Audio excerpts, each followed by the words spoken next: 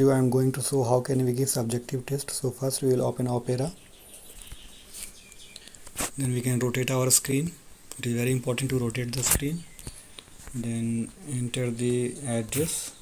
So this is my website address, and it's very important to see the log button. You can see the green log button in the left side of virtualclass.cf URL. Okay, it is very important. Now click on bottom full screen button in the bottom right. It is also very important, right? So this is the full screen button in the bottom right. So click on full screen, then come to menu, then go to subjective test. You can enter your username, then click on go, then you will be asked to select your test. So you can select your test. If you want to see the questions, then you can click on test button to see the question paper. You can scroll it also to see all the pages like this, and if you want to disappear, click on test again. So in this way we can see the test paper. Now you should go to queue number. So click on queue number button. Now you can see all the questions available in this test. So suppose if I want to answer question number 2, I will select on question number 2, right? And then I can click on TK photo, that is take photo. So click on TK photo and click on back camera option here. Now you can take the photo of the answer that you want to give. Just click on this camera stream and answer will come like this. And if you can see the saved button in the right of TK photo, so if it is saved means your answer has been saved, no problem.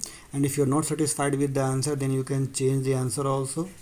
So click on TK photo again and go to back camera and take a better photo that you want to display, and click on the camera stream.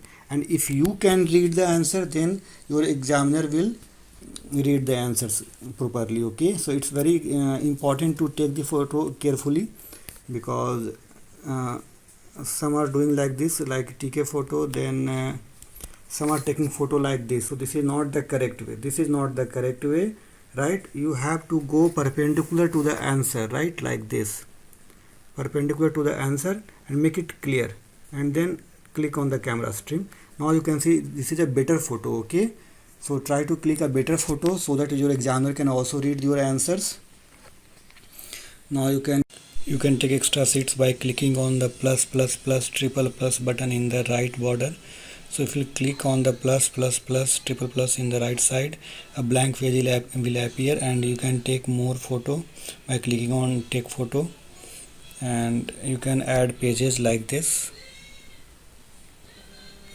Okay, so it is insert saved. Okay, so if you want to take more extra seats, then you can click on this plus again, a blank page will appear. Click on TK photo, back camera, and take the photo of your next answer, next part of the answer, sorry.